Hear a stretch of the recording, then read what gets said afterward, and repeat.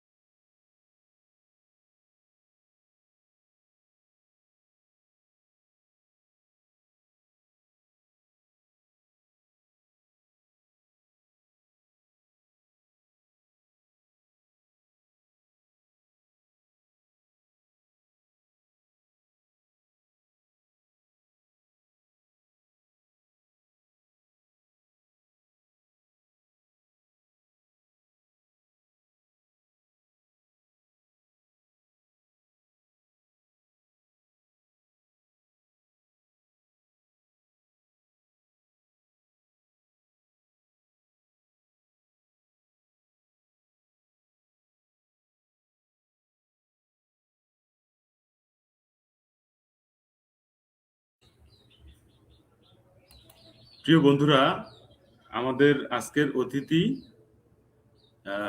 আমানউদ্দিন ভাই কিছুক্ষণের মধ্যেই আমাদের মাঝে এসে উপস্থিত হবেন। এই বিষয়টি নিয়ে আলোচনা করবেন। আপনারা সঙ্গী থাকুন।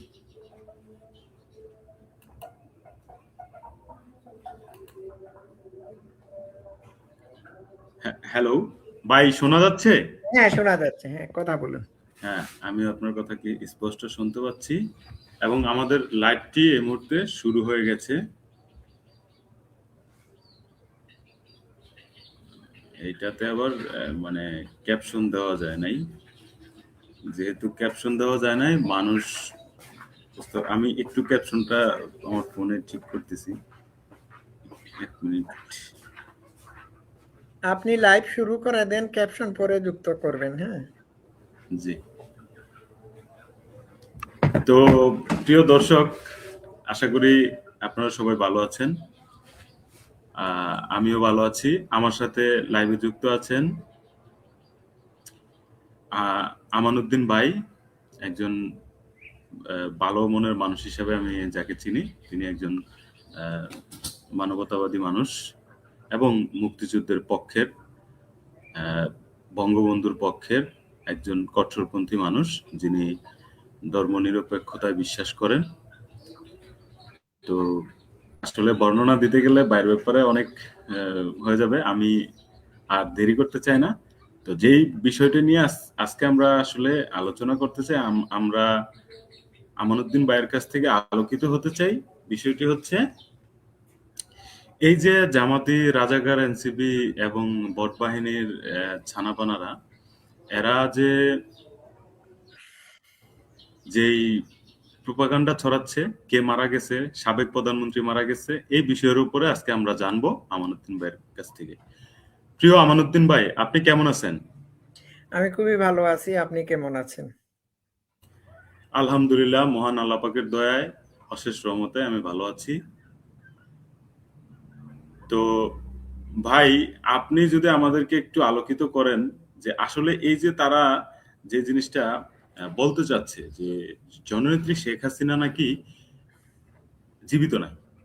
এখন এই যে কথাটা বলে, এটা কি আসলে সম্ভব?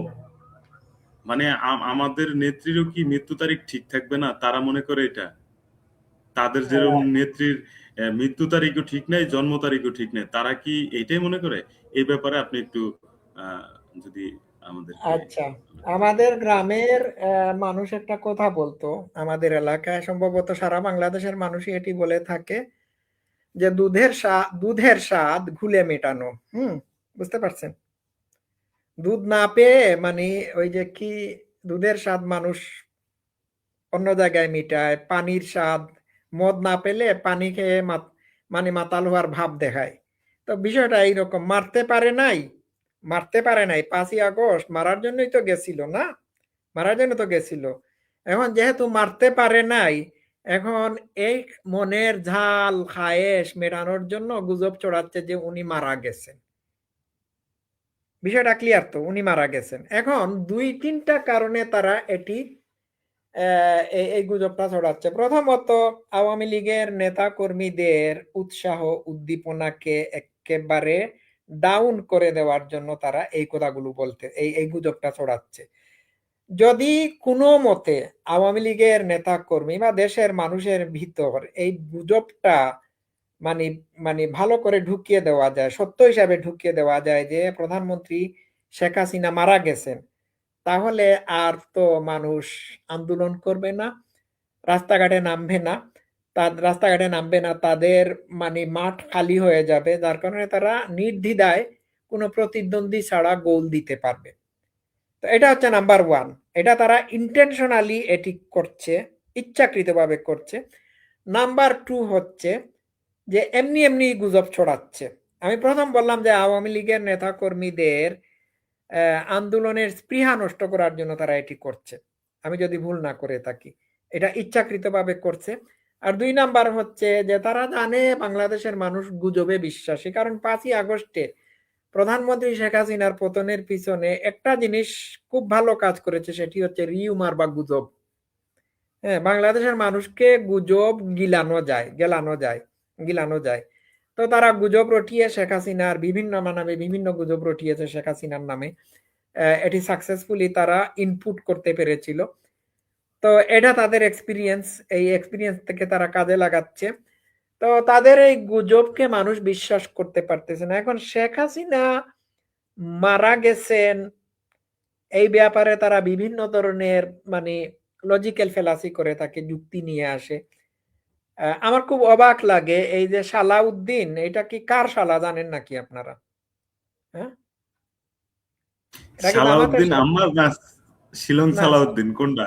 শিলং শালা, শালা কি সালাউদ্দিন নাকি কার শালা? আমার আমার শালা না হইলেই ভালো, আমি এর বোনকে বিয়ে করব না। আমার নামও তো উদ্দিন নামের শেষে আছে। জি জি। তো এই শিলং সালাউদ্দিন, এই শালা একটু আগে ফেসবুকে একটা মানে ইয়ে আসলো, ওই পোস্ট আসলো আমার চোখে, আমি এটা ভেরিফাই করি নাই, সে লিখে এখানে লিখা আছে, সে বলছে উনি মাঝে মধ্যে মিডিয়া উকিঝুঁকি করেন, আমরা উনার ফেস দেখি না, সন্দেহ হচ্ছে। আরে বেটা, উনি তো ঘোষণা দিয়ে দিয়েছেন ডিসেম্বরে আসবেন, তাহলে কি এআই দিয়ে ভারত সরকার ডিসেম্বরে শেখ হাসিনার কোনো ইমেজ পাঠাচ্ছে বাংলাদেশে? হুম, তাহলে তোমরা ইমেজকে, শেখ হাসিনার ইমেজকে তোমরা পারলে ফাঁসি দাও, ঠিক না? তো মানে ডিসেম্বরে যে ঘোষণা দিলেন, কে আসবেন? আর 2 নম্বর হচ্ছে এটা বলেছে আরো বিভিন্ন জায়গায় আমি দেখলাম তাদের ভোট বাহিনীরা প্রচার করতেছে শেখ হাসিনা অলরেডি মারা গিয়েছেন। হ্যাঁ, তো মারা যে যান নাই এর চমকটা আমি একটু পরে দেব। ওইটা একটা ফালতু একটা বকওয়াস কথা। ওই যে আরেকটা আছে না, ওই যে আহ, ওই যে লাল বদর, যে আমি বমি আমিন বলছি, হ্যাঁ, সে তার একটা লাইভের মধ্যে বলেছিল, আমি শুনেছি লাইভের মধ্যে বা ভিডিও ফুটেজে আমি শুনেছি, সে বলেছে যে শেখ হাসিনা মারা গেছেন, ওনার মুখের সাইড প্যারালাইজড হয়ে গেছে, কিন্তু তাকে প্যারালাইজড করে দিয়েছিল লন্ডনের হোয়াইট চ্যাপেলের ট্রেন স্টেশনের সিঁড়িতে আর কি, কি যে লাত্তিউসটা মারছিল। যদি আমি এটা সাপোর্ট করি না, এটা করা উচিত না, ঠিক আছে। তো গেল এইটা। আরো কিছু কিছু মানুষ আমি দেখলাম এটা ঢালাও ভাবে প্রচার করতেছে যে শেখ হাসিনা মারা গেছে। তো এটা বিশেষ উদ্দেশ্যে করে থাকে, আর তারা মনে করতে এটা মূর্খ, মানে কি পরিমাণ মূর্খ হলে বুঝতে মানে এই ধরনের প্রপাগান্ডা চালায়। আচ্ছা বলুন তো দেখি, শেখ হাসিনা যদি মারা যান, হুম, তাহলে উনি স্পিচ কিভাবে দেন? উনি আওয়ামী লীগের নেতাকর্মীদের সাথে মিটিং করতেছেন, আর আমি যদি মারা যাই আর এআই দিয়ে যদি আমার ভয়েস করা হয়, খুব ভালো করে খেয়াল করবেন, কোনো না কোনো ভাবে এটি ধরা পড়ে যাবে, পড়া যাবে না? পড়ে যাবে না? পড়ে যাবে তো। হুম, কোনো না কোনো ভাবে তো এটি ধরা পড়বে, পড়বে তো। জাহাঙ্গীর, আপনি আমাকে অবশ্যই। বলেন। হ্যাঁ, জি জি, তো তারা অবশ্যই কি, এটা ধরার হ্যাঁ, এগুলো এই ফ্যাক্ট চেক করার যথেষ্ট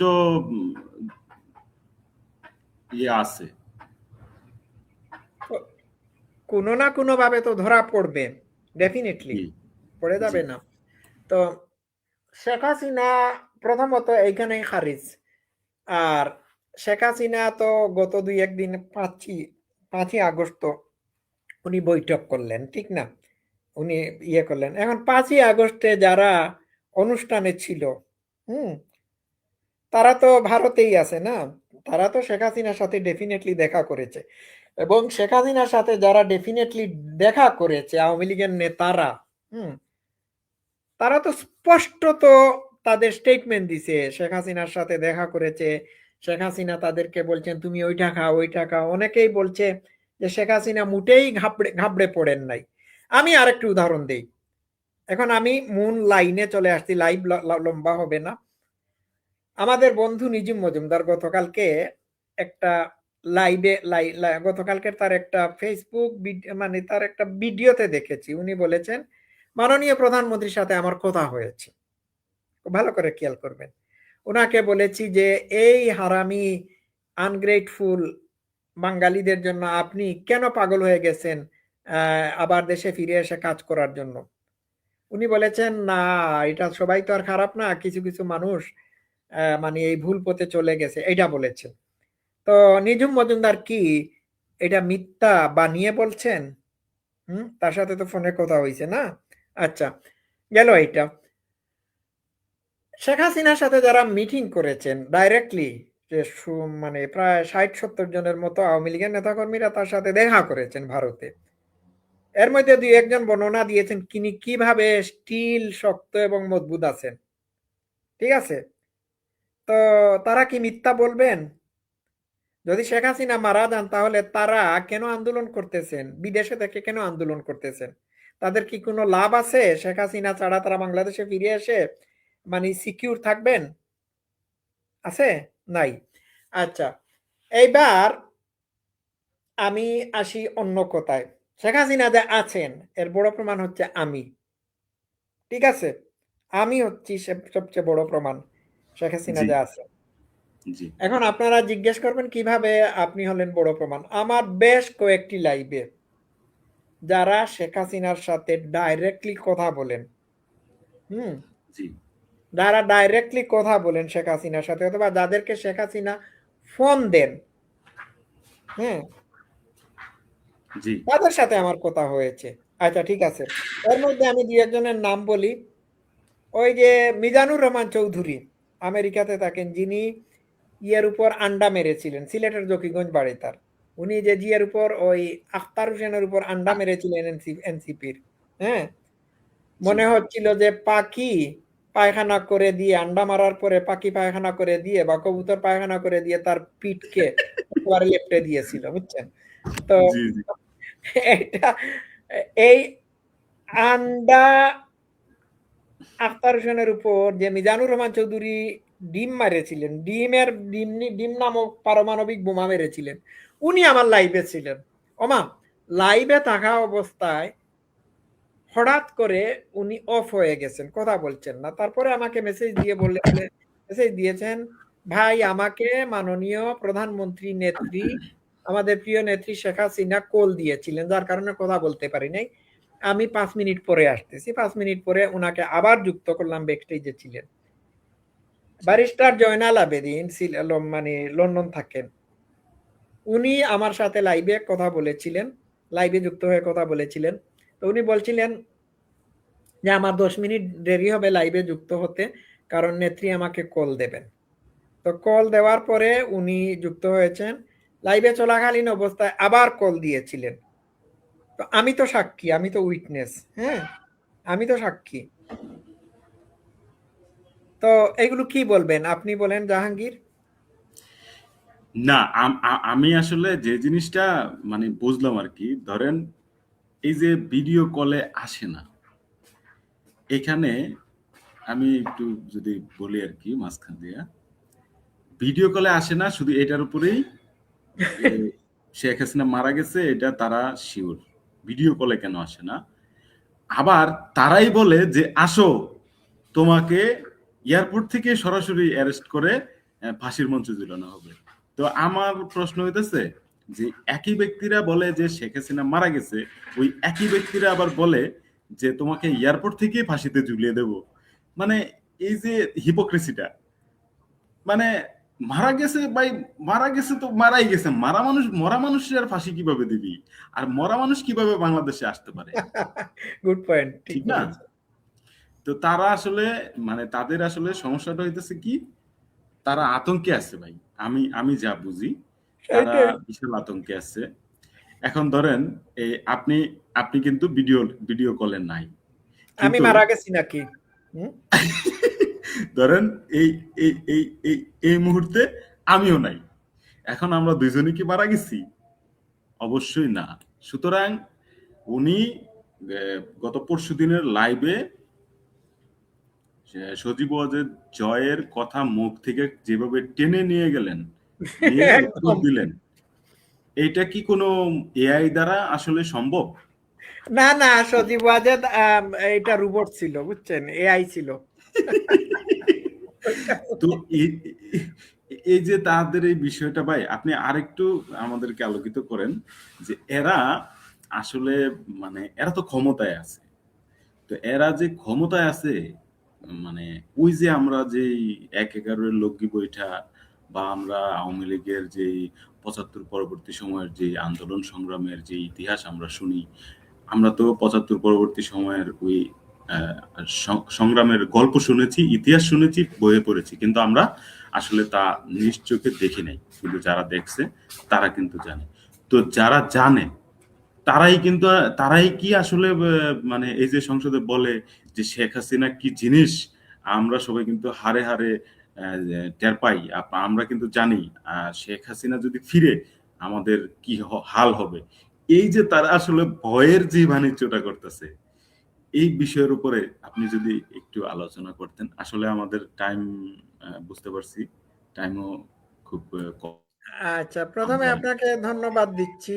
আপনি ওই একটা সুন্দর পয়েন্ট তুলে ধরার জন্য, যে শেখ হাসিনা যদি মারাই যেতেন তাহলে জয়ের মুখ থেকে কথা কেড়ে নিয়ে কি করে বললেন যে তুমি কন্টিনিউ করো। ঠিক আছে, এটা গুড পয়েন্ট। আচ্ছা, দেখেন, আমরা বাংলাদেশের মানুষ এত মূর্খ, আমাদেরকে প্রমাণ করতে হচ্ছে যে প্রমাণ করতে হচ্ছে যে আমরা মরি নাই। এইটা তো বলবেই না। যেমন ওই শিবিরের তো অনেকেই মানে জুলাই যোদ্ধা, জুলাই শহীদ যারা ছিল, অনেকেই এখন কবরের আযাব সহ্য না করতে পেরে জ্যান্ত হয়ে, বুঝছেন, তাদের প্রমাণ করতে হচ্ছে তারা মারা যায় নাই। তারা মরিয়াও মরে নাই, মরিয়াও প্রমাণ করিল যে তারা মরে নাই, বুঝছেন। হ্যাঁ, এখন তারা থানায় আসছে, বিভিন্ন জায়গায় থানায় গিয়ে ধর্ণা দিচ্ছে যে তাদেরকে জীবিত প্রমাণ করার জন্য। এখন এই জুলাই শহীদরা নিজেদেরকে জীবিত শহীদ হয়ে গেছিস, এখন প্রমাণ করতে হবে কেন যে তোমরা মারা যাও নাই? এখন প্রমাণ করতে হচ্ছে কেন জানেন? আমি বলি, প্রমাণ করতে হচ্ছে এই কারণে যে যদি তারা সত্যিকার অর্থে, মানে শহীদি খাতায় তাদের, শহীদি দরজায় তাদের, মানে মর্যাদা চলে যায়, বা শহীদি লিস্টে তাদের নাম থাকে, তাহলে তাদের পৈতৃক সম্পত্তি পাবে না, জীবিত থেকে সারা জীবন ভিক্ষা ভিক্ষা করে খাবে নিয়ে।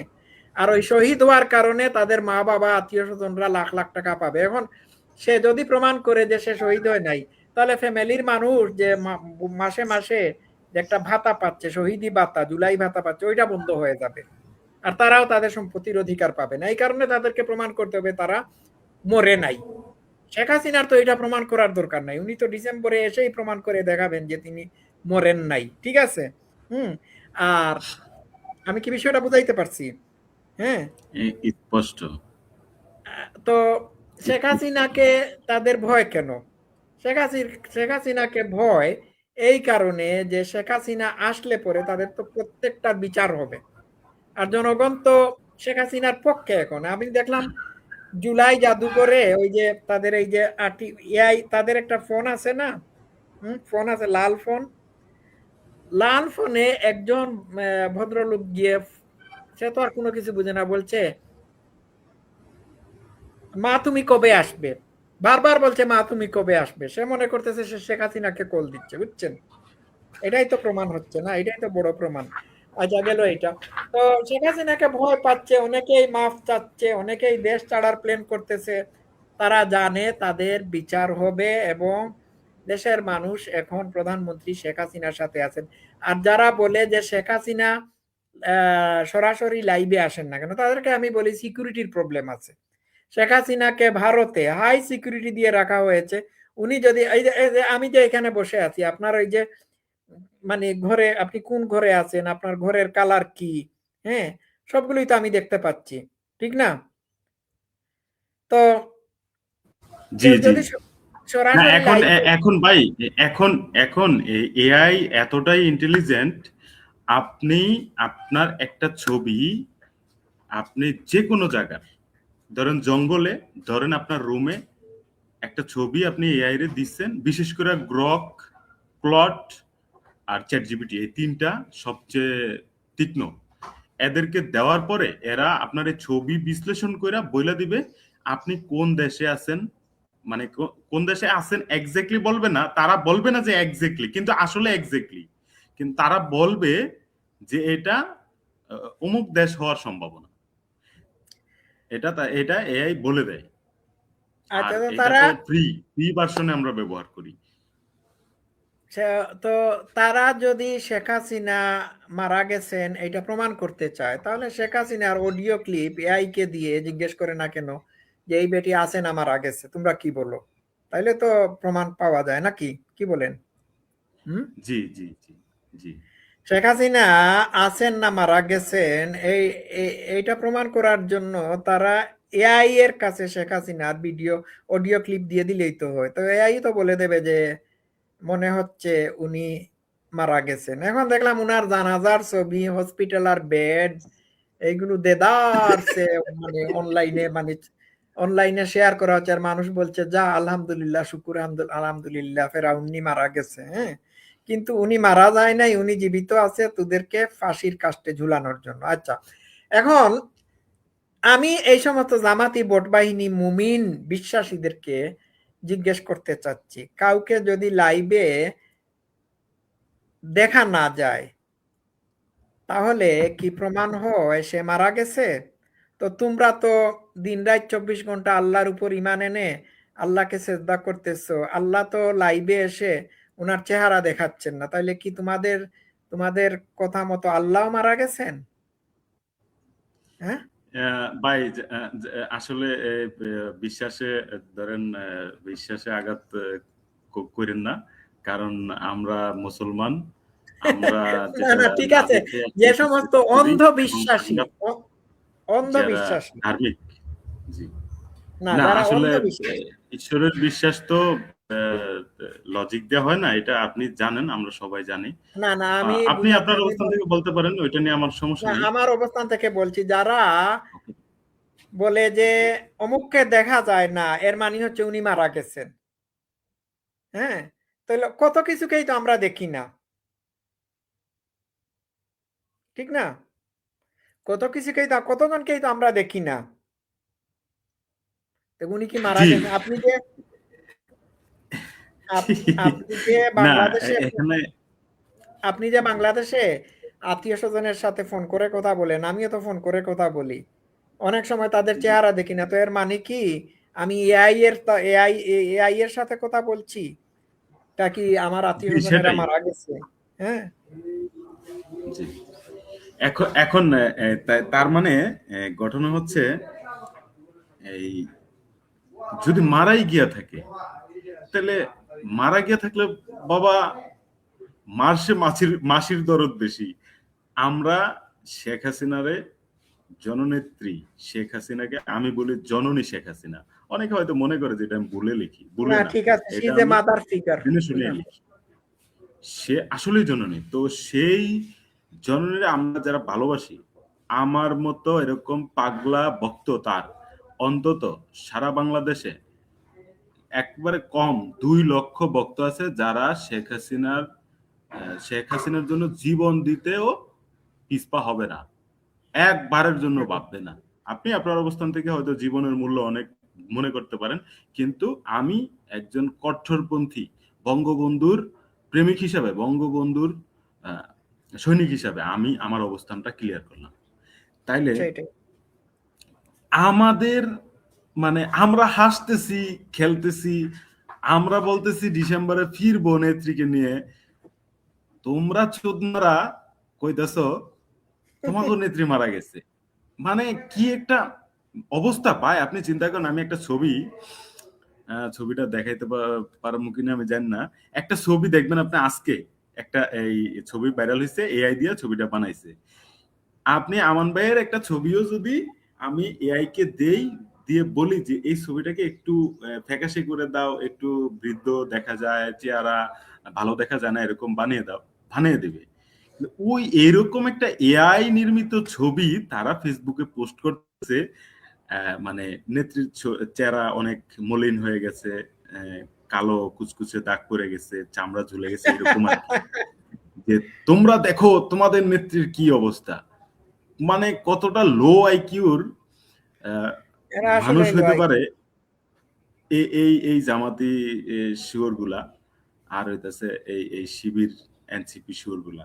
মানে এরা হইতেছে জামাত হইতেছে বড় শুয়োর, আর এই এনসিপি বা অন্যান্য যে যেমন ওই যে বালেস্টার ফুয়াদ টুয়াদ, এরা হইতেছে বাচ্চা শুয়োর। এই বাচ্চা শুয়োরেরা এই বাচ্চা শুয়োরেরা এই এই জিনিসগুলো ইয়া করে। তো এখন এদের তো আসলে মাথায় কোনো মানে যুক্তিবোধ বলতে কিছু নাই। তারা যে একটা সেইটাই। জিনিস যুক্তি দিয়ে চিন্তা করব, এরকম কোনো বিষয় নাই। তারপরে আমরা আসলে চেষ্টা করলাম। আমান ভাইয়ের কাছ থেকে আসলে খুবই সুন্দরভাবে উনি ব্যাখ্যা করেছেন। তো আমান ভাই, আপনি যদি অনুমতি দেন আর কি, আমরা যেহেতু লাইভটা প্রায় আধা ঘন্টার হ্যাঁ, শেষ করে ফেলেন। কাছাকাছি, থ্যাংক ইউ। তো শেষ করে আমরা দেন। লাইভ থেকে বিদায় নিতে চাই। আমরা আমার আজকের এই লাইভে আমার খুবই একজন প্রিয় ব্যক্তি, আমি আমান ভাইকে একজন রাজনৈতিক বিশ্লেষক হিসাবে এবং একজন মানবতাবাদী মানুষ হিসাবে আমি ওনাকে অত্যন্ত ভালোবাসি। উনি অত্যন্ত শ্রদ্ধার মানুষ। উনি কোন মতাদর্শের মানুষ বা উনি কোন মতাদর্শ লালন করে সেটা ওনার ব্যক্তিগত ব্যাপার। উনি বিশ্বাসী অবিশ্বাসী যাই হোক না কেন, সেটা নিয়ে আমার কোনো মাথা ব্যথা নাই। আশা করি আমার দর্শকদেরও কোনো মাথা ব্যথা থাকবে না। এবং নিয়মিত আপনারা আশা করি সামনের দিনগুলোতে আমান ভাইকে আমার এই ফেসবুক, আমার এই খান জাহাঙ্গীর আলম নামে যে ফেসবুক আইডিটি আছে এখানে পাবেন। আমরা মুক্তিযুদ্ধের ইতিহাস বিষয়ে বস্তু আমরা জানবো, এবং আওয়ামী লীগের ইতিহাস যারা না জানেন তাদেরকে জানানোর চেষ্টা করব আমরা আমানুদ্দিন ভাইয়ের কাছ থেকে। তো আমানুদ্দিন ভাই, আপনি তাইলে বিদায় নেন আমার দর্শকদের কাছ থেকে। হ্যাঁ, বিদায় নিচ্ছি। তবে আমি আপনার দর্শক শ্রোতাদেরকে জানাচ্ছি এই লাইভটা আপনারা ধর্ম ইহধর্ম কিংবা আমাদের অন্য কোনো চ্যানেলে পাবেন। হ্যাঁ, উপরে আপলোড দিয়ে দেওয়া যাবে। ধন্যবাদ জি আমাকে যুক্ত করার জন্য। ধন্যবাদ দর্শক শ্রোতাদের জন্য। ভালো থাকবেন। জি, আপনাকেও ধন্যবাদ আমার লাইভে এসে আলোকিত করার জন্য। আহ, ভালো থাকবেন। ওকে, থ্যাংক ইউ। প্রিয় বন্ধুরা, আমাদের এই লাইভটি আজকে এখানেই শেষ করছি। আহ, আবার অন্য কোনো একদিন আমান ভাইকে অথবা অন্য কোনো রাজনৈতিক বিশ্লেষক এবং মুক্তিযোদ্ধাপন্থী কোনো বুদ্ধিজীবী ভাইদেরকে নিয়ে আসব। আশা করি আমি আগামী সপ্তাহে জনাব শেখ ফরিদ ভাইকে নিয়ে আসার চেষ্টা করব। সবাই ভালো থাকবেন, সুস্থ থাকবেন। আল্লাহ হাফেজ। ও, জয় বাংলা, জয় বঙ্গবন্ধু, জয় তু জননেত্রী শেখ হাসিনা।